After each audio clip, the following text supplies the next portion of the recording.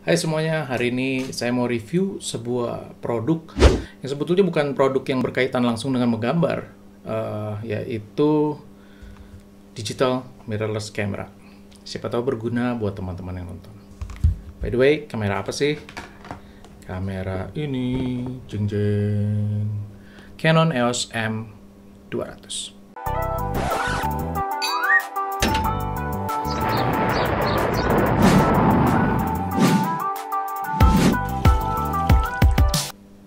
Oke, jadi sebelum pakai kamera ini, saya dulu pakai kamera EOS M10. Saya sudah pakai ya cukup lama dari 2016. Cuman ada satu hal yang saya paling nggak suka dari kamera M10 itu, yaitu adalah autofocusnya yang so bad. Jelek banget. Kadang dia tuh lagi fokus, tapi bisa lepas gitu dari objek yang lagi difokusin. Dan itu terjadi sering banget. Akhirnya kamera ini yang mau saya review ini keluar di tahun 2019. Tapi saya baru beli di awal tahun 2021 ini. Worth it kah dipakai di 2021? Teman-teman nanti bisa nilai sendiri. Ini bukan model baru, tapi bisa dibilang sudah mengusung banyak sekali fitur-fitur yang kekinian. Termasuk diantaranya fitur dual pixel autofocus punyanya Canon. Sebelum semakin panjang nih ceritanya, teman-teman bisa simak dulu video unboxingnya dari kamera Canon M200 ini.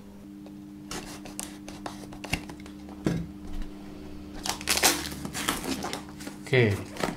Oh enggak, di dalamnya ada bungkusan lagi. Sip.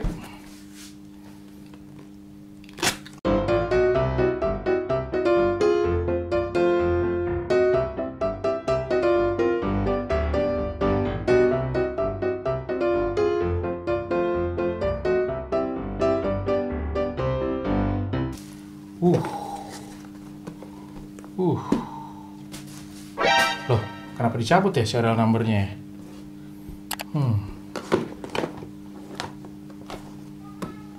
Koclak-koclak ya dalamnya. Oke, kita coba ya buka. Ini serial number nggak ada. EOS M200 IF 1545 IS image stabilizer. STM ini stepping motor. Ini untuk lensanya ya, ada dapat lensa kit. Ini harusnya ada barcode, tapi di sini nggak ada, nggak tahu kenapa. Oke, WiFi, Bluetooth, HDMI, picture bridge. Nah, ini ada kontennya ya, ada dapat digital kameranya, zoom lensnya, lalu dapat strap, baterai charger, baterai pack. Sisanya kayaknya sama, tulisannya cuma dalam berbagai bahasa. Oke, saya buka ya.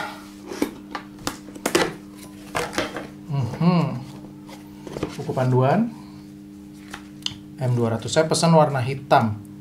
Harusnya datangnya warna hitam. Ini kartu garansi.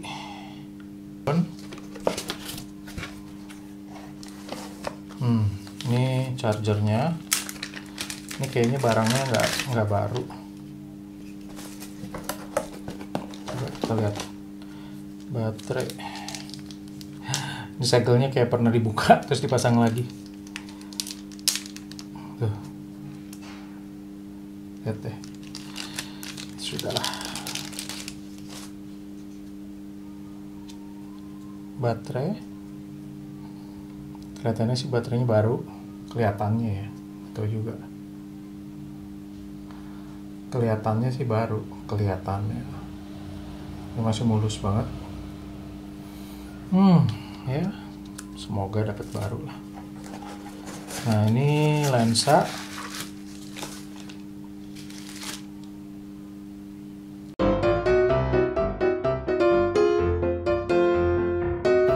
Lensanya kita bisa lihat di sini. Image stabilizer 1545. Canon zoom lens. Ini lensa kitnya ya. Oke.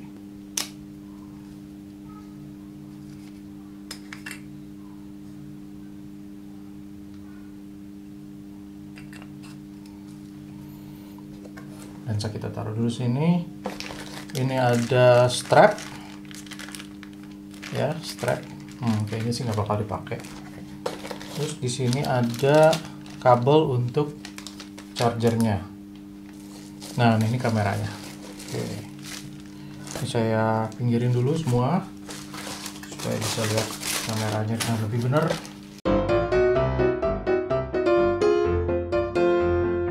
Plastiknya gini banget sih, kayak barang bekas gitu.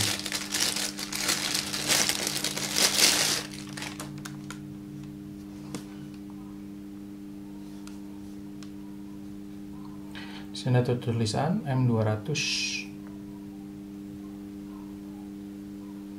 Ya. Bodinya hitam. Layar LCD-nya ini bisa di keatasin, cuman nggak bisa berbagai angle ya. Nah, ini di bagian atas ada menu on off, lalu ini untuk shutter.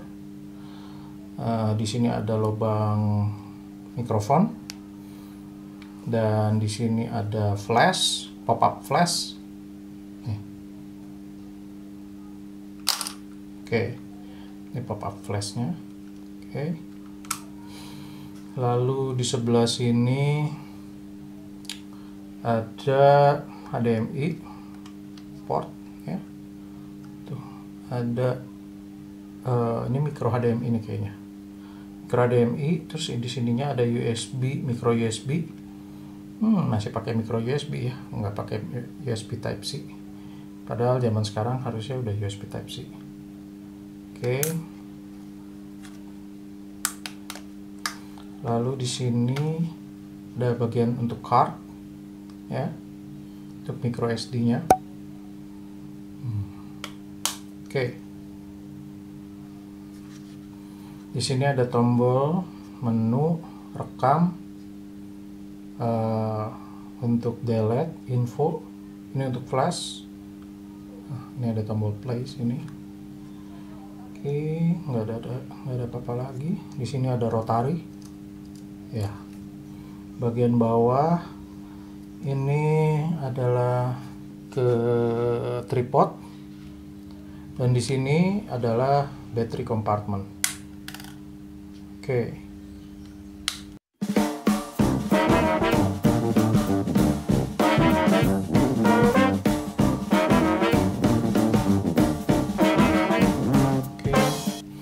EOS M itu ada locknya di sini ya, lock lensa. Jadi kalau mau dinyalain ini yang bagian sini kita ke atasin, lalu putar. Nah, ini baru lensanya bisa digunain.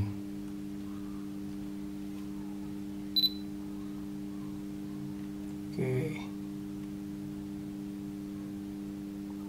Can apply effect after shooting. Oke. Sip. Nah, begitulah video unboxingnya. Jadi teman-teman kira-kira bisa tahu apa saja yang didapat ketika kita beli kamera EOS M200 ini. Teman-teman perlu catat ya, di paket penjualan M200 ini, Canon tidak memasukkan kabel data micro USB dalam paket penjualannya. Jadi buat kamu yang mau mengkoneksikan kamera ini dengan PC atau laptop via kabel USB, harus beli kabel USB terpisah. Atau bisa pakai kabel bawaan ponsel kamu yang masih pakai konektor micro USB. Kabelnya harus bagus karena dia untuk transfer data. Kalau pakai kabel yang abal-abal itu biasanya dia nggak terkoneksi. Gitu. Nah, spesifikasi dari EOS M200 adalah sebagai berikut. Dia memakai sensor APS-C CMOS 24,1 megapiksel. Layarnya clear view 2 yang bisa berputar 180 derajat ke bagian atas. Jadi dia nggak bisa ke pinggir, tapi dia bisa ke bagian atas. Gitu ya. Cocok buat kamu yang suka ngevlog, bisa ngevlog pakai ini, begitu. Dia ada konektivitasnya Wi-Fi dan juga Bluetooth. Jadi teman-teman nggak usah khawatir, itu bisa langsung terkoneksi sama handphone teman-teman. Jadi bisa langsung dikirim filenya ke direct langsung ke handphone. Karena dia juga punya fitur yang namanya vertical video. Jadi ketika kita mengambil gambar dalam kondisi seperti ini, nah dia itu kan gambarnya nanti jadinya vertikal. Nah ketika kita pindahkan ke handphone itu dia nggak perlu di rotate lagi, dia kondisinya sudah seperti itu, siap untuk langsung kamu masukkan. Kalau misalnya kamu mau masukkan ke konten seperti di sosial media itu, kalau di IGTV itu kan vertikal video begitu kan. Nah, itu bisa banget. Jadi teman-teman bisa pakai kamera ini untuk bikin konten untuk story, Instagram ataupun IGTV. Sebetulnya ngerotate video itu bukan hal yang susah. Udah banyak banget aplikasi atau bisa bahkan pakai editing video. Itu mudah banget untuk ngerotate footage video. Tadinya yang begini bisa berdiri dan lain sebagainya. Tapi ya at least Canon masukin fitur ini karena berusaha up to date ya dengan kebutuhan pembuat konten sosmed zaman sekarang. Ya, nice. Di kamera ini ada fitur yang paling saya suka, yaitu adalah dual pixel autofocus dan juga eye detection autofocus. Dual pixel autofocus ini diklaim itu sangat cepat, dan nanti teman-teman bisa lihat hasilnya seberapa cepat sih dual pixel autofocus tuh.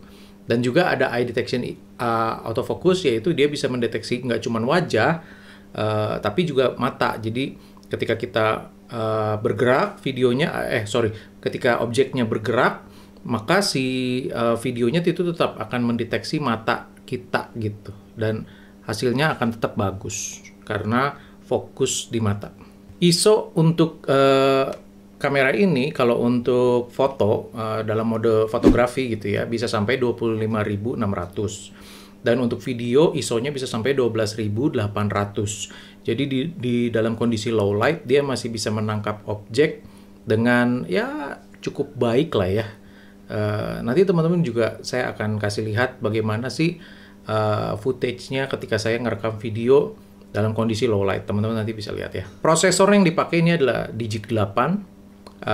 Dan lensa bawaannya itu adalah lensa kit 15-45 mm, f-nya 35. Sudah ada image stabilizer juga di sini dan juga ada STM. STM itu adalah stepper motor. Stepper motor itu gunanya adalah supaya gerakan lensa ini ketika memainkan fokus itu lebih halus dan tidak terdengar dalam perekaman video. Jadi kalau misalnya lensanya bergeraknya nggak halus itu kan bunyi, nah itu terdengar di video dan hasilnya kan nggak bagus kan. Nah ini halus jadi tidak terdengar.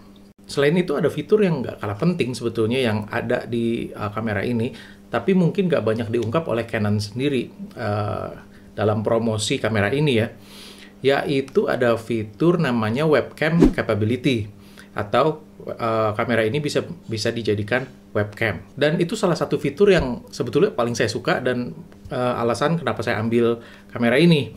Karena saya banyaknya menggunakan kamera itu untuk merekam video konten YouTube seperti ini ya, yang disebut dengan sit down talking video begini kan. Fitur webcam capability ini nggak semua model kamera Canon punya, tapi ada beberapa model yang ada sebagian model yang memang disupport dengan fitur ini. Jadi kamu tinggal menyambungkan kabel data, terus ada aplikasinya gitu ya. Itu bisa tersambung, nanti ini bisa dijadikan lens seperti webcam. Teman-teman bisa lihat list model apa aja di halaman website ini nih. Ya, nanti linknya juga akan saya taruh di deskripsi di bawah supaya teman-teman bisa ngecek. Siapa tahu kamera yang teman-teman punya juga sudah support fitur itu dan bisa dijadikan webcam kameranya. Nah, teman-teman yang mau mulai belajar fotografi atau ngevlog liburan gitu, tapi nggak mau kamera yang besar macam DSLR, tapi kualitas juga oke, harganya terjangkau. Nah, bisa dibilang M200 ini cocok sih. Harganya nggak terlalu mahal, atau ada di sekitar 5-6 jutaan. Ini adalah kamera yang cocok sekali untuk teman-teman yang bisa dibilang entry level ya.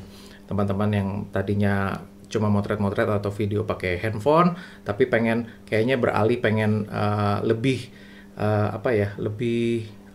bagus lah hasilnya, karena ini kan sensornya lebih besar daripada sensor kamera handphone, jadi pasti hasilnya juga lebih bagus, lebih oke gitu daripada kamera handphone. Nah, mungkin ini bisa jadi jawabannya M200.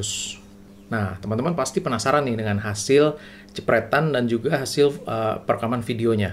Nah, sekarang saya akan tampilkan footage perekaman dan juga hasil jepretan dari kamera ini, dan saya nggak edit-edit, nggak diganti warnanya atau apapun. Ini pure dari hasil dari kameranya.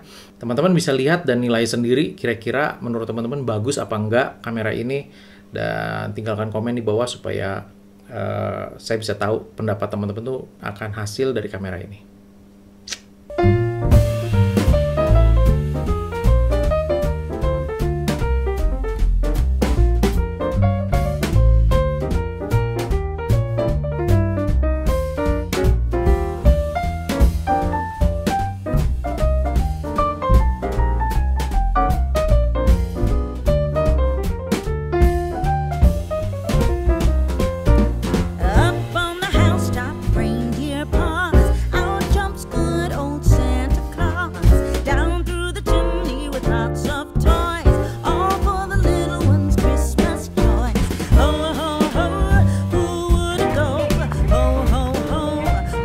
Oke, sekarang kita coba kamera kalau untuk dipakai ngevlog ya.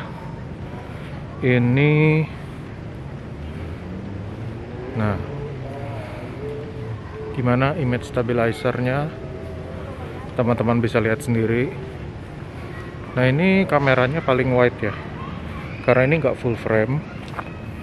Jadinya memang walaupun ini 15 mili wide-nya, tapi nggak wide banget karena ini nggak full frame, jadi ke crop.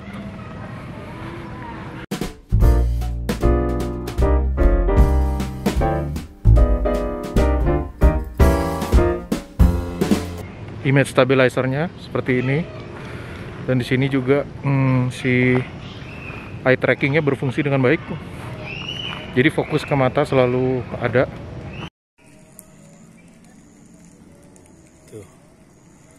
Eye trackingnya berjalan dengan sangat baik, dan ngikutin terus kemanapun wajah.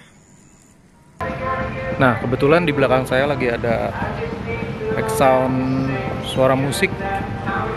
Nah, teman-teman di sini bisa dengar sendiri suara saya seberapa jelas dan background musik di belakang saya seberapa kenceng. Jadi teman-teman bisa menilai kira-kira kalau pakai ini untuk nge-vlog dengan ada suara di belakang itu kira-kira mengganggu apa enggak.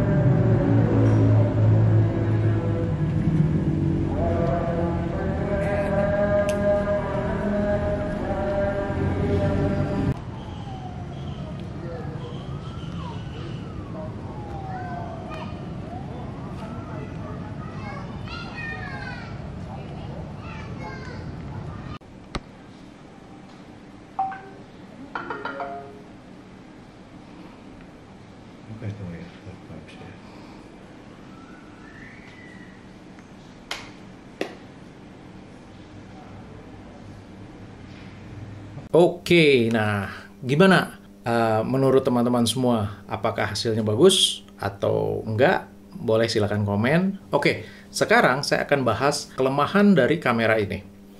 Kamera ini itu kelemahannya yang pertama menurut saya lumayan agak kerasa, itu adalah ketika kita mau rekam dalam resolusi 4K, itu croppingnya gede banget. Jadi teman-teman bisa lihat gimana perbedaannya antara kamu ngerekam 1080 pixel dengan 4K. Nah, karena croppingnya tuh gede banget, jadinya kalau dipakai untuk ngevlog begini, kita pakai ngevlog begini ya, nah itu wajah kita tuh jadi kayak close up banget gitu. Jadi saya sih nggak ngerekomen untuk vlogging di resolusi 4K. Nah, selain itu juga di mode perekaman 4K ini, si dual pixel autofocusnya itu jadi nggak berfungsi, guys. Itu hanya mengandalkan contrast detection autofocus aja, yang sudah pasti hasilnya lebih lambat. Maksudnya autofocusnya sedikit lebih lambat daripada dual pixel autofocus yang berbasis metode face detection autofocus, yang memang pasti lebih cepat gitu. Jadi 4K recordingnya itu kayak seperti ya asal ada aja gitu. Nah, ini sayang banget sih. Kelemahan lain adalah fitur slow-mo-nya yang bisa mencapai 120 fps itu hanya di HD resolution. Nah, HD resolution ini beda ya dengan Full HD. Kalau Full HD itu kan 1920 kali 1080 pixel. Tapi kalau HD itu tuh hanya 1280 kali 720 pixel. Tapi ya lumayan lah kalau teman-teman butuh footage slow-mo gitu ya, dan ya masih bisa lah diambil dengan kamera ini.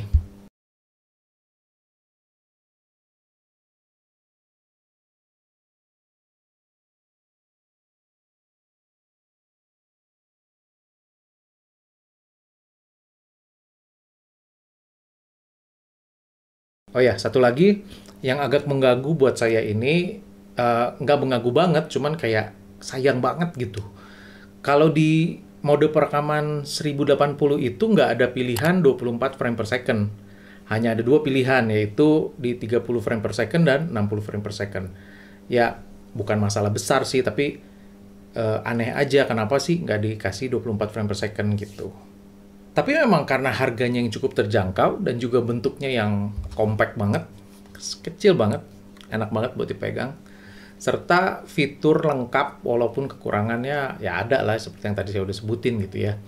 Eh, tapi saya tuh nggak bisa terlalu komplain gitu karena harganya eh, terjangkau. Bahkan walaupun dia nggak ada port untuk line in audio gitu ya, untuk pasang mikrofon eksternal di sini ya nggak ada sih. Tapi ya nggak bisa terlalu komplain karena harganya yang terjangkau itu gitu loh guys. Dan fiturnya ya bisa dibilang cukup lengkap. Dia ada creative mode ya. Creative mode-nya ini juga ada macam-macam nih guys. Kalau misalnya teman-teman lihat di sini dia creative mode-nya itu, nanti saya tunjukin ya. Ini kalau pemotretan dia ada yang namanya creative mode tapi di mode automatic aja. Nah, dia ada background blur, jadi untuk teman-teman yang pengen fotonya belakangnya ngeblur, walaupun dia di f-nya cuma 3,5, tapi dia bisa kasih efek itu secara software gitu ya. Terus ada juga, ada apa lagi nih ya, banyak banget nih. Ada filter-filter ya, ada ya untuk teman-teman yang mau eksplorasi bisa sih. Gitu. Jadi si fiturnya cukup lengkap. Selain beberapa kelemahan yang tadi soal slow-mo, 4K, resolusi perekaman gitu ya, saya sih nggak ada keluhan lain soal kamera ini. Ya oke-oke aja sih gitu. Seperti yang teman-teman tahu, Canon tuh kan warnanya oke, skin tone jadi bagus gitu ya, skin tone-nya bagus. Ya kalau buat saya sih, karena saya kan bukan berprofesi fotografer profesional atau videografer profesional, kayaknya saya juga nggak terlalu butuh fitur yang outstanding gimana gitu ya. Tapi ya buat saya sih ini untuk bikin konten YouTube ya udah cukup oke. Jadi teman-teman untuk kalau misalnya tujuannya mau beli kamera untuk bikin konten YouTube, mau upgrade tadinya pakai handphone terus mau ganti jadi pakai digital kamera, ya mungkin ini bisa jadi salah satu pertimbangan teman-teman untuk dipilih. Segitu dulu review singkat kamera Canon EOS M200 mirrorless. Kalau suka klik like, jangan lupa share videonya, tinggalkan komen dan subscribe buat kamu yang belum subscribe. See you in the next video dan tetap semangat!